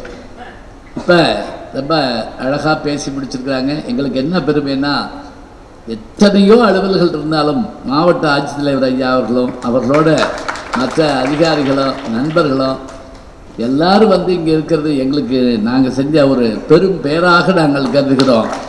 நாங்கள் ஊராக போய் சொல்லுவோங்க, நாங்கள் பேசுகிறப்ப கலெக்டர் உட்காந்து ரசித்து கைதட்டி கேட்டார் அப்படின்னா அது எங்களுக்கு பெருமை தானே, அதான உண்மை. ஏன்னா எனக்கு தெரிஞ்சு நான் தமிழ்நாட்டுடைய 3 முதல்வர்கள் கையில் நான் விருது வாங்கியிருக்கிறேன். புரட்சித்தலைவர் எம்ஜிஆர் அவர்கள், அதே போல் டாக்டர் கலைஞர் அவர்கள், அம்மா அவர்கள், இவங்க 3 பேருடைய கையில் திருக்கரங்கள்லேயும் நான் விருது வாங்கியிருக்கிறேன். அவங்கள பல பேர் என்னுடைய நல்ல நல்ல தமிழை ரசிப்பார்கள். நான் எங்கேருந்து வாங்கியிருப்பேன், அவங்ககிட்ட வாங்கியிருப்பேன். அப்படி வாங்கின செய்தியை திருப்பி கொடுக்குறப்ப அவ்வளோ சந்தோஷமாக இருக்கும். ரொம்ப அருமையாக இருந்து கேட்குறவங்களுக்கெல்லாம் எங்களுடைய பாராட்டியும் வாழ்த்தையும் சொல்லி, மழை மட்டும் இன்றைக்கி கொஞ்சம் குறைவாக இருந்துருந்துச்சுன்னா உண்மையிலேயே கூட்டம் பெருங்கூட்டம் வரும், எங்களுக்கு தெரியும். அதனால் என்ன, இப்போ நேரலையில் போயிட்டுருக்கு, அநேகமாக கேட்டுட்டு இருப்பான்னு நினைக்கிறேன். 9 மணி ஆச்சுன்னா நேரம் இது சிங்கப்பெண்ணை வந்திருக்கோம், அதையும் பார்த்துக்கிட்டு இருப்பாங்க. அங்கிட்டு பார்த்தாலும் இவருதே, இங்கிட்டு பார்த்தாலும் இவருதே அப்படின்னு. சிங்கத்தை காட்டில் பார்க்கலாம், சர்க்கஸில் பார்க்கலாம், நேர்லையும் பார்க்கலாங்கிற மாதிரி பார்த்துக்கலாம். சரி, இலக்கியங்களை நாம் கற்க வேண்டிய அவசியம் என்ன? நல்லா அழகாக சொன்னாங்க, படித்தல் வேறு கற்றல் வேறுன்னு சொன்னாங்க. இப்போ பேப்பரை படிப்போம்னு சொல்லுவோம், காலையில் வர பேப்பரை படிப்போம்னு சொல்லுவோம், திருக்குறளை கற்போம்னு சொல்லுவோம். ரெண்டுக்குமான வேறுபாடு அதுதான். அப்போ இந்த கற்க வேண்டிய அவசியம் என்ன அப்படின்னா, இன்புற்று மகிழ வேண்டும் என்பதற்காகவா அல்லது பின்பற்றி நடக்க வேண்டும் என்பதற்காகவா? இப்போ முடிக்கிறப்ப இவங்க இன்புற்று மகிழத்தான் முடிச்சிருக்கிறாங்க. உண்மையிலேயே நமக்கு புஸ்தகம் படிக்கிற அந்த ஆசை வரணுங்க முதல்ல. இப்பெல்லாம் உண்மையாக ஒரு பயம் வருது, இங்கே எனக்குள்ள புத்தகம் இருக்குது, இங்கே எனக்குள்ள செல்ஃபோன் இருக்குன்னு சொன்னால் என் கண்ணு கூட புத்தகத்தை தாண்டி அலைபேசி திறன்பேசி போயிடுதுங்க. தப்பு, இது தப்புன்னு எனக்கு தெரியுது. ஒரு 5 நிமிஷம் பார்த்துட்டு அப்புறம் அந்த புத்தகத்தை படிப்போம் அப்படின்ட்டு விடிய காலம் 5 மணி வரைக்கும் பார்த்துக்கிட்டு இருக்கேன். கேட்க ஆள் என்னன்னு அர்த்தம்? தப்பு தானே. என்ன தெரியுங்களா, அந்த மாதிரியான ஒரு மாய வலை இப்போ மாட்டியிருக்கிறோம். நம்ம அடுத்த தலைமுறைக்கு என்ன செய்ய போகிறோமோ தெரியல. இதெல்லாம் ரேடியோ கேட்டால் அடிப்பாங்க, சினிமா பார்த்தா அடிப்பாங்க. கடையில் போய் என்ன அவங்க பையன் கடையில் டீ குடிக்கிற அளவுக்கு வந்துட்டான் அப்படிமா, டீவியா குடிச்சாமே, ஓ அப்படி ஆயிட்டானா. இதெல்லாம் இருந்தது. இன்னைக்கு அதெல்லாம் சொல்ல முடியாது. இன்னைக்கு என்ன நடக்குதுன்னு யாராலையும் கண்டுபிடிக்க முடியல. பெரும்பாலும் பிரிச்சுக்கிறாங்க. அவன் வந்த உடனே அந்த அம்மா சொல்லுது, இந்தா நீ அங்கிட்டு உட்காந்து கேம் சொல்லாடு, நான் இங்கிட்டு உட்காந்து டிவி பார்க்குறேன். அவர் வந்தாருன்னா அவர் உட்காந்து அவர் வந்து எதிர்பார்த்துக்கிட்டு பாரு. யாரும் இதை பற்றி கவலைப்படுறதில்லை. அதுவும் இதிலிருந்து பல பேர் கையை எடுக்கவே மாட்டேங்கிறாங்க. அன்னைக்கு ஒரு கல்யாண வீட்டில் பார்க்குறேன், அந்த பொண்ணு செல்ஃபி எடுத்துக்கிட்டு இருக்காத மேடையில், மணமேடையில் உட்காந்து. அதெல்லாம் நடக்கும். என் நண்பர் ஒருத்தர் 4 நாளைக்கு முதல்ல செல்லை பார்த்துக்கிட்டே சொல்கிறாரு, நான் பாட்டுக்கு ஏற்று வீட்டுக்குள்ளே போயிட்டேன். ஐயோ, அப்புறம் அந்த அம்மா செல்லை பார்த்துக்கிட்டே எனக்கு காப்பி ஓட்டு குடிச்சிட்டு வந்துட்டேன். வேணும்னு கூட போயிருக்கான், சொல்ல முடியாது. நல்ல காப்பி கிடைக்குது, நல்ல காப்பி கிடைக்குதுன்னா சில பேர் தெரியாமல் போகிற மாதிரி போய் ஐயோ தெரியாமல் குடிச்சுட்டேன்னு குடிச்சிட்டு வந்துடுவாங்க. இது கேட்டோம். இப்போ படிக்கிற வேண்டிய ஒரு செய்திக்கு வரணும். பாருங்க, எல்லாமே கண்ணுக்கு தெரிஞ்சிருச்சுன்னா அப்புறம் மூளைக்கு என்னங்க வேலை? நம்ம ஒரு அம்புலி மாம்பா படிக்கிறோம், புத்தகம் படிக்க போகிறப்ப ஒரு காடு அப்படின்னு அதில் போட்டிருந்தா நம்ம மனசுக்குள்ளே ஒரு காடு விரியணும். அங்கே ஒரு குகை இருந்தது, கற்பனை பண்ணணும். நெடுநாட்களாக அங்கே ஒரு சிங்கம் வாழ்ந்து வந்தது. இதெல்லாம் இங்கே தெரியணும். எல்லாமே தெரிஞ்சுன்னு வைங்க, அப்புறம் என்ன செய்வீங்க? எனக்கு தெரிஞ்சு பள்ளிக்கூடத்தில் படிக்கிறப்ப ஒரு நாளைக்கு அந்த நூலகத்தில் நம்ம விரும்பின புத்தகத்தை எடுத்துக்கலாம். வியாழக்கிழமை மத்தியானம்னு வச்சுக்கோங்களேன், நாங்கள் போய் வரிசையில் நிற்போங்க. லைப்ரரி அவார்ட்ஸ்னு வச்சுருப்பாங்க. இப்போ லைப்ரரியிலே போய் படிக்கலாம், அது வேறு. அந்த நேரத்தில் அந்த புத்தகத்தை எடுத்துகிட்டு போய் ஒரு வாரம் கழிச்சு கொண்டு வந்து கொடுக்கலாம். அதை முட்டி மோதி ஓடி கரெக்டாக நமக்கு வேண்டிய புத்தகத்தை முன்னாடி இருக்க எடுத்துருவியா. பார்த்துருக்கீங்களா? உயிரே போயிடும். இந்த கல்யாண வீடுகளில் பரிமாறிக்கிட்டே வருவாய், நம்மகிட்ட வந்து தீந்து போயிடும். பார்த்துருக்கீங்களா? அது அந்த பக்கத்தால் சிரிப்பா பாருங்க, ஒரு சிரிப்பு. நீ கொடுத்து வச்சது இப்படித்தான் போகும். அது கூட பரவாயில்ல, அதை சொல்லி வேறு நம்மளை அறிமுகப்படுத்திக்கிட்டு இருப்பாங்க. நான் கூட சொல்லலை, அந்த கல்யாண வீட்டில் பாயசம் ஊற்றா போனாங்கன்னு, இவர் தான் அவருங்க. இது என்ன எனக்கு இப்போ கிராஜுவேஷன், அது இதை சொல்லிக்கிட்டு இருப்பாங்க. இப்போ அந்த புத்தகத்தை உடனே ஒரு ஒப்பந்தம், நீ படிச்சுட்டு எனக்கு கொடுக்கணும், என்ன நீ படிச்சுட்டு எனக்கு கொடுக்கணும். சிறுபிள்ளையாக இருக்கிறப்ப நூலகத்துக்கு போகிறப்ப அந்த 8 மணிக்கு இப்போ திறக்கிற நூலகம் 11 மணிக்கு மூடிடுவாங்க. 3 மணிக்கு திறக்கிற நூலகம் மாலையில் அது மாதிரி 7 மணிக்கு மூடிடுவாங்க. இதுக்குள்ளே நம்ம வேலைகளை முடிச்சுட்டு அங்கே ஓடணும். ஓடி அந்த அம்புலி மாமா புத்தகம் மாதிரி இருக்கக்கூடிய புத்தகத்தை ஒருத்தர் படிச்சுட்டு இருக்கான். வேகமாக போய் அவன்கிட்ட நீ படிச்சு என்கிட்ட கொடு அப்படின்னு நான் கேட்பேன். உடனே இப்படி திரும்பி பார்ப்பேன், இங்கே ஒரு 7 பேர் உட்காந்துருப்பாங்க. நான் 8வது ஆளாக உட்காரணும்.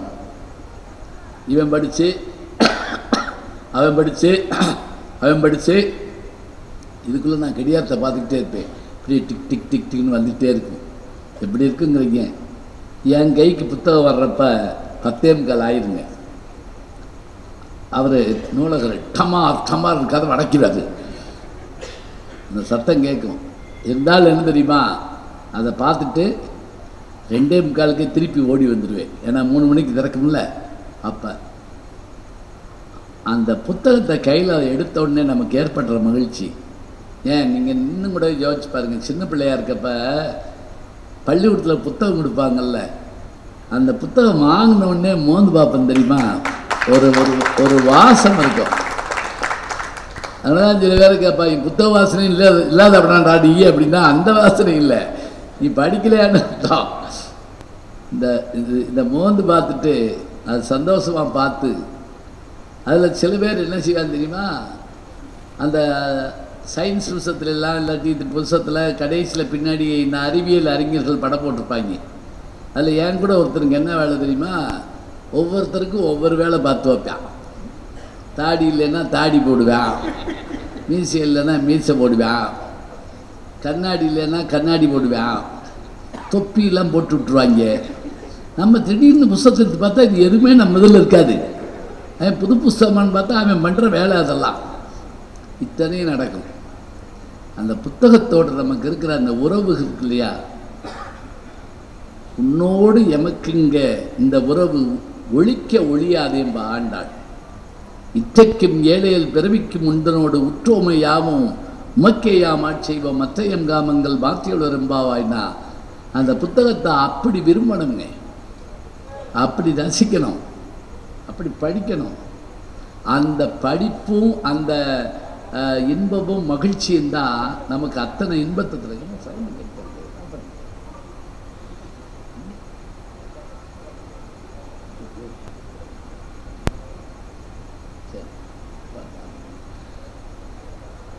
அந்த மகிழ்ச்சி நமக்கு என்ன அப்படின்னு கேட்டிங்கன்னா அது கிடைக்க முடியாத ஒன்று. அதே போல் பெரிய நாவல்கள்லாம் வாங்குறப்ப நான் சொல்கிறேன் அது முடிஞ்சு போயிருப்போன்னு பயந்துக்கிட்டே இருப்பாங்க. அது கடைசி பக்கம் வர்றப்ப கண் கலங்கி போகும் சில நேரங்களில். அதுக்காக நான் கொடுத்துட மாட்டேன், வச்சுருப்பேன். அதை நம்ம வச்சுருக்கிறத பாதுகாப்புங்கிற மாதிரி ஒரு சந்தோஷம். எங்கள் வீட்டில் நான் வீடு கட்டுறதுக்கான காரணமே என்னென்னா, சொல்ல வந்தால எங்கள் அப்பா கட்டுற வீடு இருக்கு.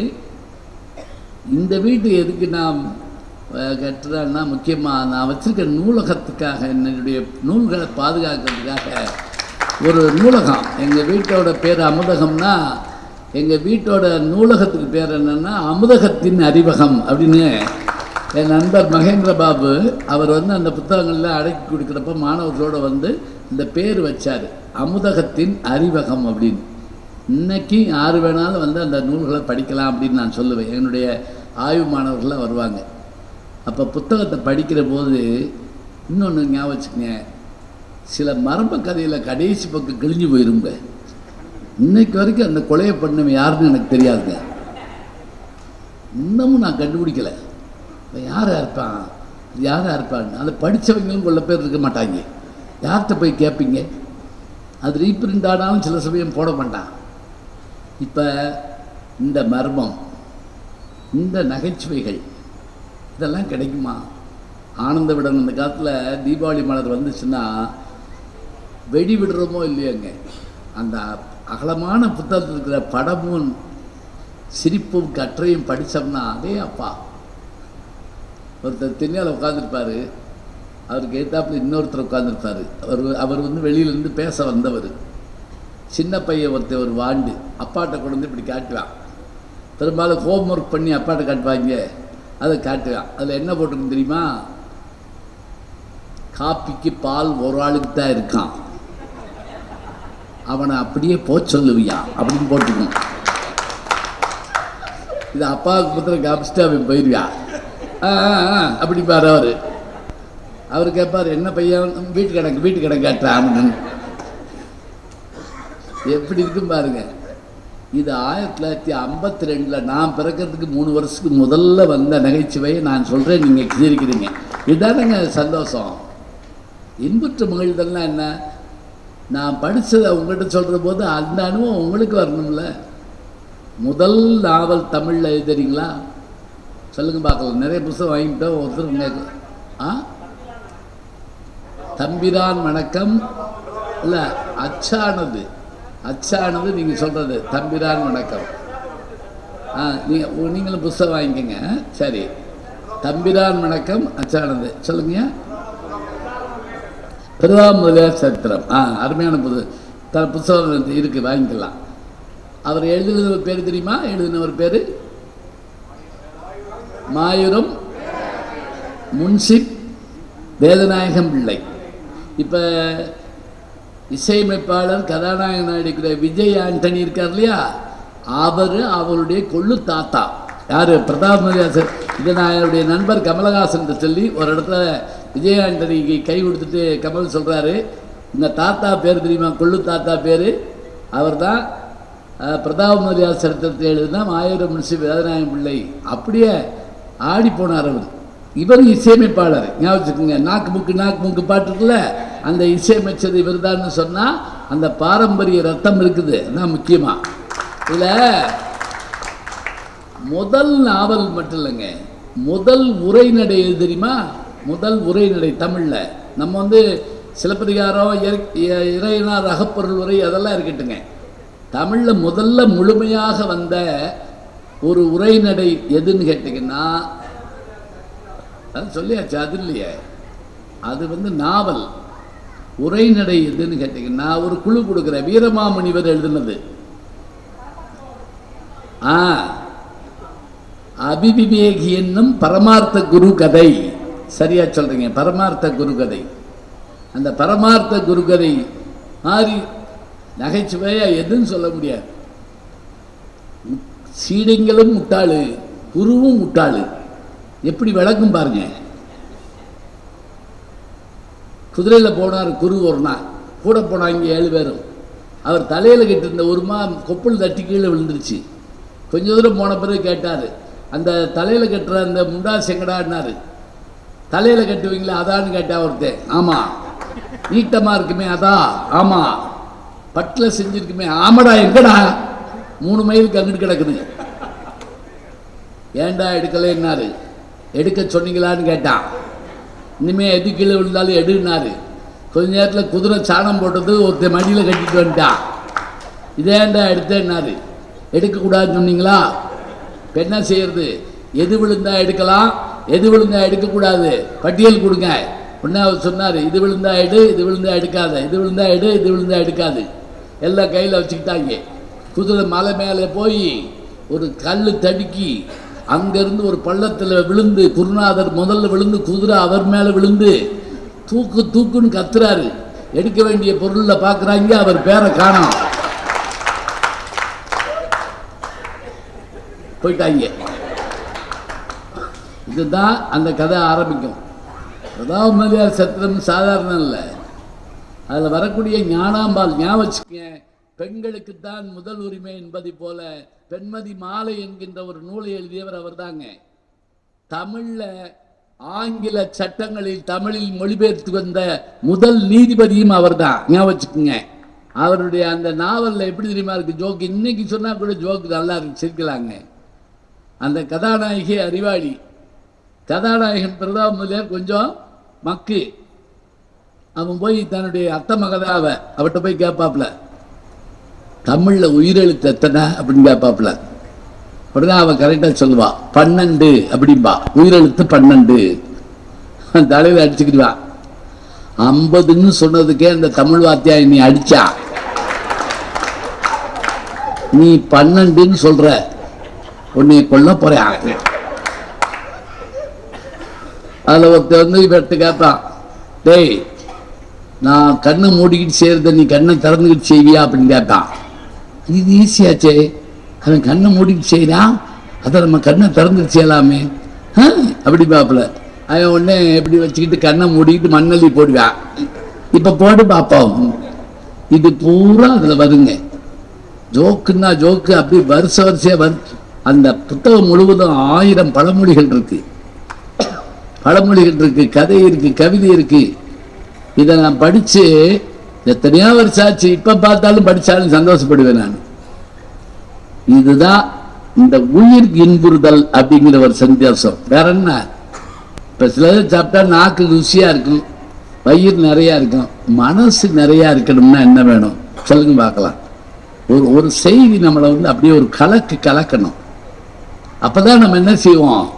இன்புற்று மகிழ்வோம். வெறும் நகைச்சுவை மட்டும் இல்லைங்க, அதுல சொல்லக்கூடிய நன்னறிகள் கூட என்ன செய்யும்? நம்ம வந்து அப்படியே வழி நடத்தும். அதுதானே நமக்கு வேணும். மரியாதைராமன் கதைகள்னு அந்த காலத்துல உண்டு தெரியுமா உங்களுக்கு? தெனாலிராமன் கதைகள் உண்டு தெரியுமா? அதே போல பீர்பால் கதைகள், அதே போல அப்பாஜி கதைகள், இது எல்லாமே இந்த கதைகள் விக்ரமாதித்தன், பட்டி விக்ரமாதித்தன் கதைகள். கேட்க கேட்க ஆச்சரியமா இருக்கும். அந்த கதையில சொல்லக்கூடிய ஒவ்வொரு செய்திக்கும் பின்னாடி ஒரு தத்துவமும் கருத்தும் இருக்குங்க. விக்ரமாதித்தன் நிறைய கல்யாணம் பண்ணுவான். ஒவ்வொரு கல்யாணத்தையும் வீரத்திலையும் விவேகத்திலையும் சிறந்த பெண்களா கல்யாணம் பண்ணுவான். ஒரு பெண்ணு எல்லா போட்டிலையும் இவன் கலந்துக்கிற வைப்பா, ஜெயிச்சிருவான். கடைசியா ஒரு போட்டி வைப்பா, இந்த பார், நான் வச்ச போட்டியில பூரா ஜெயிச்சிட்டேன். இப்போ ஒரே ஒரு போட்டி, நான் என் தோழிமாரோட வருவேன். 1000 பேர் என் தோழிமாரு, கையில விளக்கேந்தி வருவேன். நீ என்னைய பார்த்ததில்லை, நான் உன்னைய பார்த்திருக்கேன். ஏன்னா மாடியில இருந்து பார்த்திருக்கேன், நீ என்னைய பார்த்ததில்லை. நான் யாருன்னு கண்டுபிடிச்சேன்னா என்னை கல்யாணம் பண்ணிக்கலாம். உடனே விக்ரமாதித்யா என்ன பண்ணுவான் தெரியுமா? பக்கத்தில் இருக்க வேதாளம் ஒரு ஸ்பிரிட் ஒன்று கூட வேலையும் அதுக்கு கேட்பான், அவளை எப்படி கண்டுபிடிக்கிறது? அது சொல்லிச்சு, ஒன்றும் இல்லை, அந்த 1000 பேர் விளக்கு கொண்டு வர்றாங்கல்ல, நான் ஒரே ஊதுல அம்பட்டி அமர்த்தி விட்டுறேன், திருப்பி பொருத்துவாங்கல்ல, அப்ப கண்டுபிடி. அதே மாதிரி அவங்க 1000 பேர் ஒயிட் அண்ட் ஒயிட் போட்டு பாரத ராஜா படம் மாதிரி வந்துகிட்டு இருக்காங்க. எல்லாரும் அது அரண்மனை அழகிகள் எப்படி இருப்பாங்க பாருங்க. அழகிகளை கண்டுபிடிக்கவும் முடியாது, எல்லாரும் ஒரே மாதிரியே இருக்காங்க. எல்லாரும் வர்றாங்க. இந்த வேதாளம் ஒரே ஊதுல அம்பட்டி அமர்த்தி விட்டுச்சு, திருப்பி எல்லாரும் பொறுத்துறாங்க. விக்ரமாதித்ய வேகமா ஓடி 3வது வரிசையில 8வது நிக்கிற பொண்ணை பிடிச்சாங்க. ஐயா நீதான் அப்படின்னா அவ அரண்டு போனான். அவதான் உண்மையான இளவரசி. எப்படி கண்டுபிடிச்சா? இதுதான் கேள்வி. இந்த கேள்விக்கு பதில் சொல்லலைன்னா தலை வெடிச்சு போகும். அதுல வருது, நீங்க ஒண்ணு பயப்படாதீங்க. எப்படி கண்டுபிடிச்சா?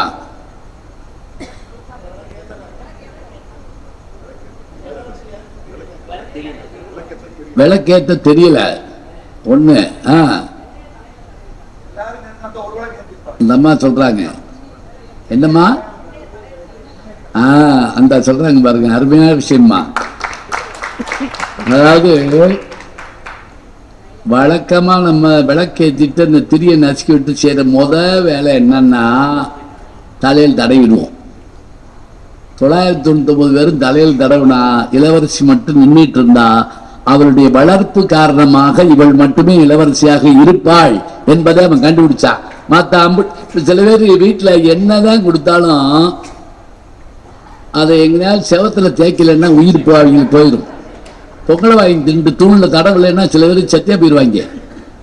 அதே மாதிரி 1000 கரிசி கொடுத்தாலும் வேட் கேட்டு 3 சிரிமிட்டு இருந்தா தான் ஐயோ. அதுல சில வீடுகள்ல இந்த ஸ்கிரீன் இருக்கு பாருங்க, அதை டேபிள்ல துடைப்பாங்க.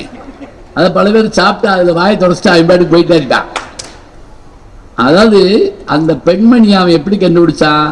அவ விளக்கு பொருத்துறதுக்கு தயாரா இருக்கிறது மட்டும் இல்ல, அந்த திரிய நசுக்கி விட்டுட்டு அதை கையில தேடுறா. எப்பவுமே அதை துடைக்கிறதுக்கு ஒரு, இப்ப டாக்டர்ஸ்க்கு தெரியும், டக்குன்னு திரும்பி பார்ப்பாங்க, கையில ஒரு துடைக்கிறதுக்கு கொடுப்பாங்க. இத நம்மள கொஞ்ச நேரம் சிந்திக்க வச்சு, சிரிக்க வச்சு, பார்க்க வச்சு, யோசிக்க வச்சா அந்த புத்தகத்தை மறப்போமா? சொல்லுங்க பார்க்கலாம். எப்படி மறக்க முடியும் சொல்லுங்க? ஒவ்வொரு செய்தியும் படிக்கிறப்ப இப்ப நான் அந்த அப்பதான் ஒரு விடுகதை மாதிரி சொல்லிட்டு விட்டேன். என்னன்னா அரவிந்தவல் 80 days கதையில் சொல்லிட்டு விட்டுட்டேன். அது என்ன தெரியுங்களா? 80 நாள்ல கரெக்டா சுத்தி வரலன்னா அந்த கதாநாயகன் தன்னுடைய சொத்து முழுவதும் இழந்துருவாங்க. ரயில் இருக்கிற காலம் விமானம் கண்டுபிடிக்கிறதுக்கு முன்னாடி தரை வழியாக ரயிலிலும் யானையிலும் குதிரையிலும் தண்ணீர் வழியாக கப்பலிலும் பயணப்பட்டு 80வது நாள் சாயங்காலம் 6 மணிக்கு அவன் சேரணுங்க. 6:01 வருவாங்க. அவளதான் முடிவு வச்சு தோத்துட்டான். அப்படியே வீட்டுக்குள்ள போய் உட்கார்ந்துருப்பான். அவனை நம்பி வந்த பொண்ணும் இந்திய பெண்ணு அப்படியே இருப்பா. அன்னைக்கு பூரா எங்கேயும் வெளியே போக மாட்டாங்க. காலையாகும், மத்தியானம் சாயங்காலம் ஆகும். சாயங்காலம் 5:45 தள்ளுறதுக்கே அவங்க வேலைக்காரி ஓடியாருவான். இல்ல இல்ல நேரம் இருக்கு, நேரம் இருக்குன்னு ஓடியாருவான். இந்த கதை எழுதப்பட்ட காலம் 1856. இப்ப நான் பயணப்படுறப்ப கண்டுபிடிச்ச விஷயம், அவன் சொன்ன விஷயம் என்ன தெரியுமா? மேற்கு நோக்கி பயணப்படுற போது ஒரு நாள் முன்னாடியே நம்ம போய் சேர்ந்துருவோம். ஞாபகம் வச்சுக்கோங்க, ஒரு நாள் முன்னாடியே போய் சேர்ந்துருவோம். இவங்க கணக்குப்படி என்ன பண்ணிட்டான், 79வது நாளே வந்துட்டாங்க. ஆனா இவன் கணக்கை தப்பா போட்டு போயிட்டான். மேற்கு நோக்கி பயணப்படுற போது ஒரு நாள் முன்னாடி கிடைக்கும். நான் ஹாங்காங் போயிருந்தப்ப 18 மணி நேரம் லேட்டு அமெரிக்காவுக்கு போற விமானம். நான் மறுநாள் போய் பட்டிமன்றத்தை கலந்துக்கிறேன். எல்லாரும் போயிட்டாங்க, நான் மட்டும் போகல. மலேசியாவிலிருந்து ஹாங்காங் போயிட்டேன். விமானம் போய் எல்லாரும் டிக்கெட் வாங்க நான் போய் பார்க்குறேன், 18 மணி நேரம் லைட்டு போய் உட்கார்ந்துட்டாங்க. எனக்கு என்ன செய்யறதுன்னே தெரியல. அப்புறம் அந்த விமான பணிப்பெண் சொன்னாங்க, உங்களுடைய இது டைம் என்ன, ஷெட்யூல் என்னன்னு கேட்டாங்க. இப்படி நான் வந்து இத்தனாம் தேதி நான் அங்கே போய் நான் இருக்கணும் அப்படின்னு சொன்னேன்.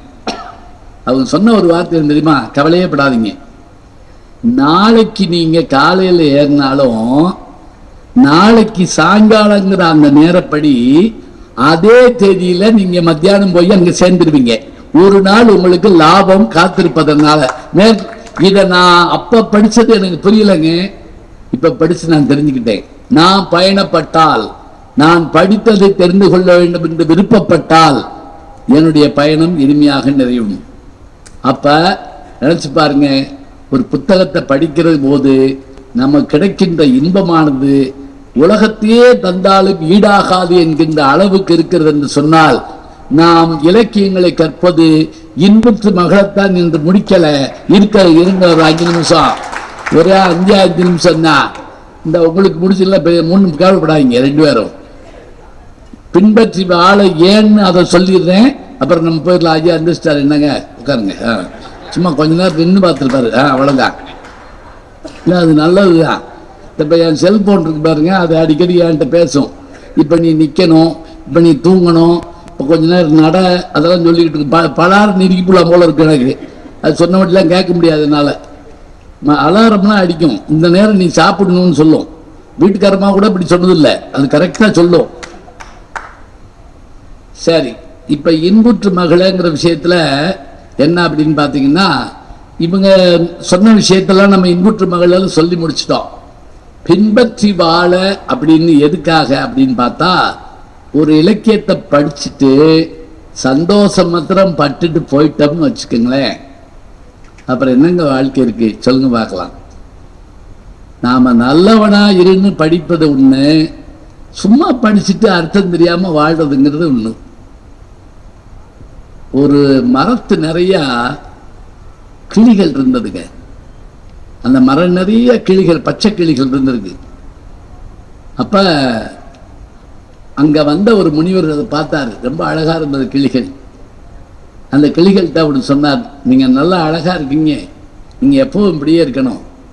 ஆனால் ஞாபகம் வச்சுக்கோங்க, இப்படியே நீங்க இருக்க முடியாது. நீங்க என்ன செய்யணும் தெரியுமா, உங்களுக்கு ஒரு மந்திரம் கற்று தர்றேன். அது என்ன?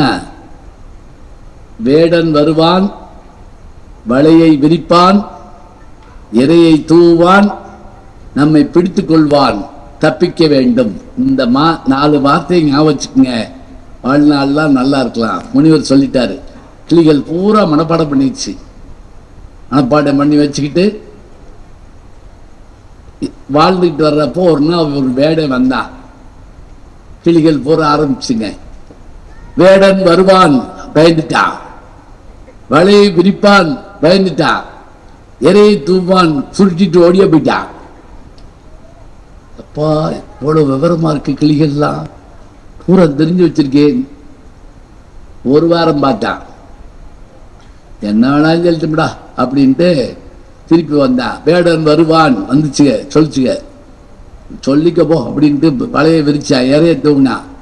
அந்த கிளிலாம் என்ன பண்ணிச்சு, வேடன் வருவான், வலையை விரிப்பான், இறைய தூவான் சொல்லிக்கிட்டே கீழே வந்து அம்புட்டும் அந்த இறையை தின்னு அம்புட்டு பாடிக்கிடுச்சு. அவன் அம்பட்டையும் சுத்திட்டு தோல்ல போட்டுட்டு போறான். அப்பவும் வேடன் வருவான், வலையை விரிப்பான். தெரியுதா? சும்மா படிச்சு என்ன செய்ய, சொல்லிய பாட்டின் பொருள் உணர்ந்து சொல்லுவார்.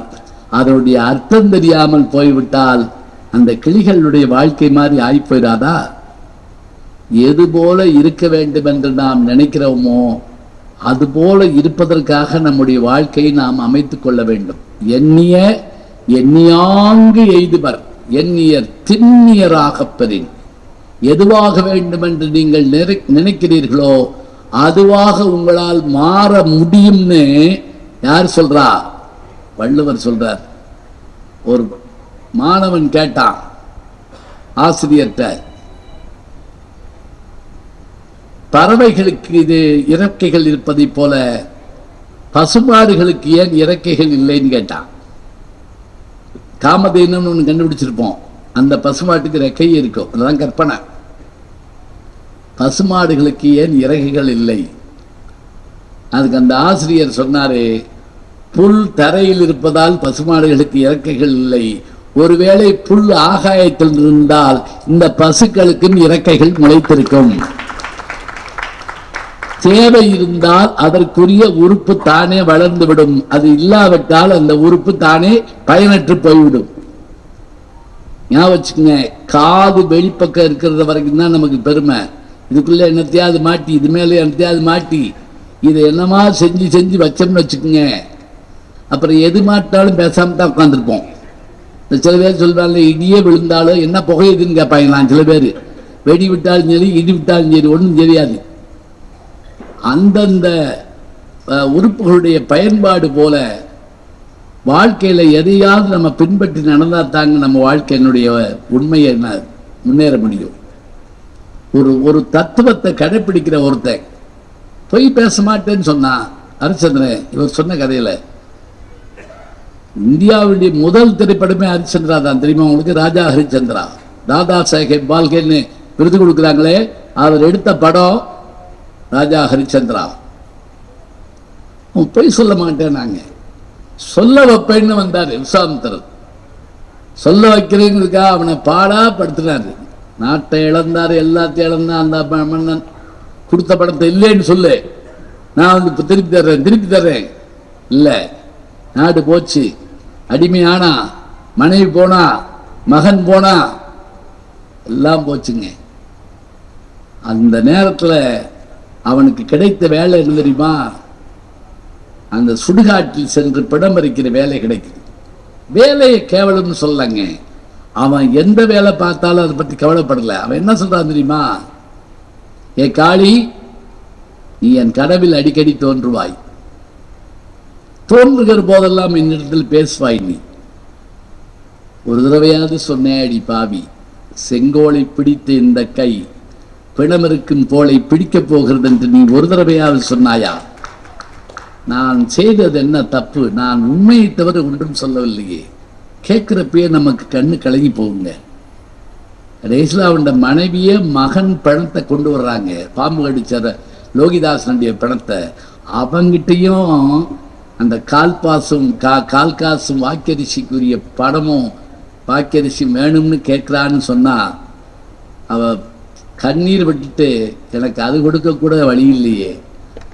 அப்போ அவ கேட்குறான், உன் கழுத்தில் இருக்க தாலியை விட்டு கொடுக்க வேண்டியது. ஐயோ, என் கழுத்தில் இருக்க தாலி என் கணவன் ஒருவனை தவிர தெரியாதே, நீ யாருக்கும் கேட்குறா? அப்பதான் அவன் ஹரிச்சந்திரன் தெரியுதுங்க. அப்படி அவன் வெட்ட போற சூழல்ல அதுக்குள்ள என்ன செஞ்சாங்க தெரியுமா? இளவரசனை கொண்டு விட்டான்னு சொல்லி அவன் தலையை வெட்டுன்னு சொல்லி வெங்கையிலேயே அருவாளை கொடுக்குறாங்க. அது வரைக்கும் உச்ச வரைக்கும் போகுதுங்க. கடைசி நேரத்தில் அவன் காப்பாற்றப்படுகிறான்ங்கிற விஷயம் வர்ற போது நம்ம நினைச்சு பார்க்கிறோம், இத்தனை பெரிய மாற்றம் நிகழ்வதாக இருந்தால் பொன் சுடப்படும் போதுதான் மிளிரும், சங்கு சுடப்படும் போதுதான் ஒளிரும், சுட சுட வெண்மை தரும், சங்கு சுட்டாலும் வெண்மை தரும் சொன்னா நம்ம தீட்டப்படுறோங்க. கவலைகள் வர்ற போது நம்ம தீட்டப்படுறோம், சங்கடங்கள் வரும்போது நம்ம என்ன செய்யறோம்? வறுக்கப்படுறோம் சில நேரங்கள்ல.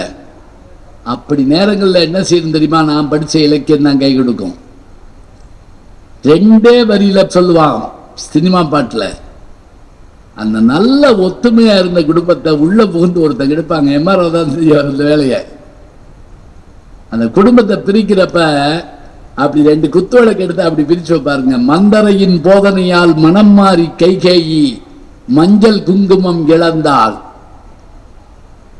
ராமாயணம். வஞ்சக சகுனியின் சேர்க்கையால் கௌரவர்கள் பஞ்சபாண்டவரை பகைத்து அழிந்தார், மகாபாரதம். 2 வரி, 2 காப்பியை முடிஞ்சு போச்சு.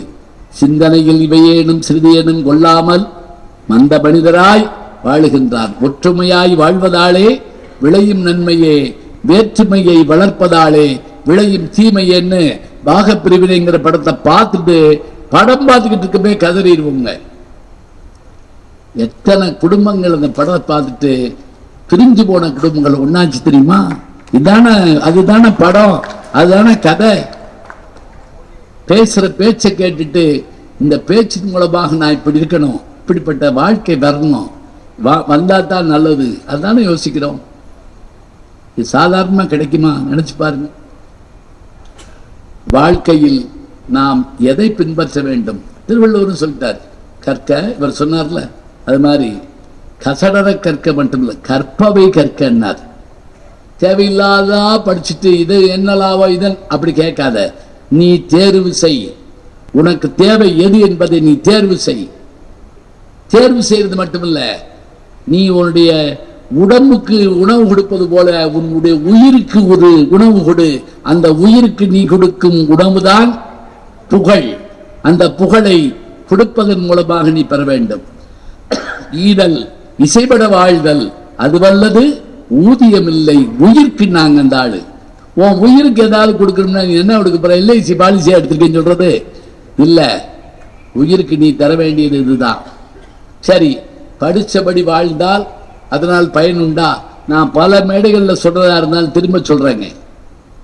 ஜிடி நாயுடைய கதை நீங்க அவருடைய வரலாறு கேள்விப்பட்டிருப்பீங்க. படமா கூட வரப்போதுங்கிறாங்க, பயோபிக் படம் வருது. என்ன தெரியுமா? அவரு கோயம்புத்தூர்ல பிறந்த விவசாயி, எல்லா சயின்ஸையும் தன்னுடைய அறிவை ஏற்றிக்கிட்டு அதை புதுசா உண்டாக்கி காமிச்சார். அவரு அமெரிக்காவுக்கு போனாரு, சுவிட்சர்லாந்து போனாரு, சொந்த காசுலேயே போயிட்டு வந்தாரு. அப்ப விமானம் கண்டுபிடிக்கல. 1903 தான் விமானம் கண்டுபிடிக்கப்பட்டது. எப்படி கரெக்டா சொல்றேங்கிறீங்களா? 2003 நான் அங்க அமெரிக்காவுக்கு போயிருந்தப்ப நூற்றாண்டு விழா நடந்துச்சு. ரீகன் அப்ப வந்திருந்தாரு. நான் அந்த கூட்டத்தில் உட்கார்ந்துருந்தேன், எனக்கு ஞாபகம் இருக்கு. சரி கேட்டோம், 1903 தான் கண்டுபிடிக்கிறாங்க. இந்த ஜிடி நாயுடு 1900 முன்னாடியே போறாரு, கப்பல்ல போறாரு. போயிட்டு திரும்பி வர்றப்ப ஒரு பயங்கரம் நடந்தது. என்ன தெரியுமா? கப்பல் தீப்பிடிச்சிருச்சு. கடல்ல வந்துட்டு இருக்காங்க. இப்ப கடல்ல பல பேர் என்ன செய்யறாங்க? தீயில இருந்து தப்புறதுக்கு உள்ள குதிக்கிறாங்க. குதிச்சா கீழே சுறா மீன்கள் அலையுது. சுறா மீன் எப்படிப்பட்டது தெரியுமா? ஒரு அடி அடிச்சுன்னு வைங்க, இடுப்பு கீழே ஒண்ணு இருக்காது. ஜாஸ் அப்படின்னு ஒரு படம் 1, 2, 3 வந்துச்சு.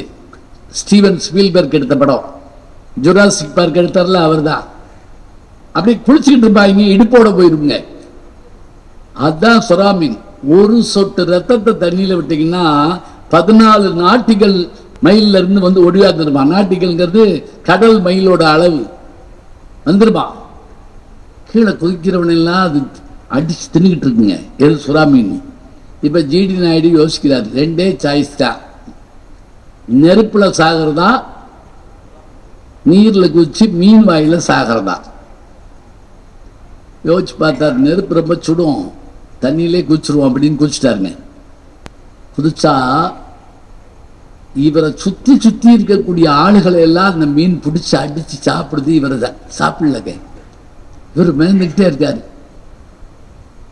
அப்பதான் அவன் யோசிச்சாராம், அவர் வாழ்நாளெல்லாம் புலால் உணவு சாப்பிடாதவர். யாரு? ஜிடி நாயுடு.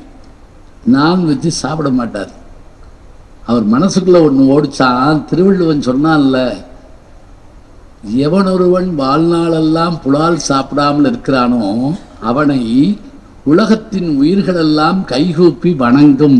கொல்லான் புலாலை மறுத்தானை கைகூப்பி எல்லா உயிரும் தொழுங்கிற விஷயம் எனக்கு அந்த சூழல்ல ஞாபகம் வந்துச்சு. அதனாலதான் நான் இப்ப எழுதுறேன்னு எழுதுறாருன்னா, பின்பற்றியதால் ஒரு உயிர் தப்பி இருக்கிறது என்று சொன்னால், பின்பற்றியதால் ஒரு குடும்பம் உயர்ந்திருக்கிறது என்று சொன்னால், பின்பற்றிய இலக்கியங்களை படிப்பதனால்தான் நாம் சிறப்பாக வாழ்கிறோம் என்று சொன்னால், மனிதன் ஒவ்வொன்றாக படிநிலையில உயர்ந்து வர்றான். பறவையை கண்டான், விமானம் படைத்தான், பாய்ந்திடு மீன்களில் படகினை கண்டான், எதிரொலி கேட்டான், வானொலி படைத்தான், எதனை கண்டான், பணந்தனை படைத்தான் ஒரு கேள்வி கேட்பார். அப்ப ஒன்னிலிருந்தாக அவன் மாறி வருவதற்கு காரணம் அந்த படிநிலைகளை தந்தது முழுவதும் நூல்கள் தான், இலக்கியங்கள் தான்.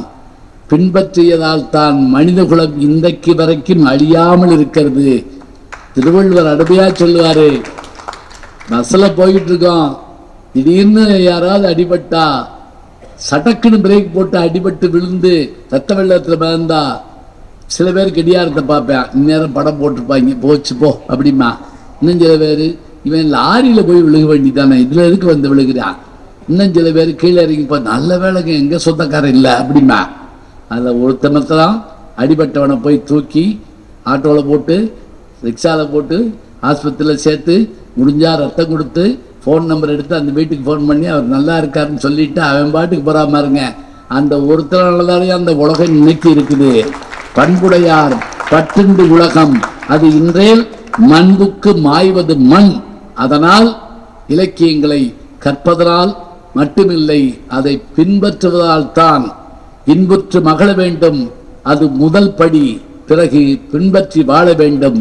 இலக்கியங்களை நாம் கற்பது பின்பற்றி வாழத்தான் வாழத்தான் வாழத்தான் சொல்லி நல்ல வாய்ப்பு தந்த பெருமக்களை வாழ்த்து வணங்கி எல்லோரிடம் இன்று விடைபெறுகிறோம். நன்றி, வணக்கம். இந்த தகவல் உங்களுக்கு பிடிச்சிருந்தா லைக் பண்ணுங்க, உங்க ஃப்ரெண்ட்ஸுக்கு ஷேர் பண்ணுங்க, மறக்காம எங்க சேனலுக்கு சப்ஸ்கிரைப் பண்ணுங்க.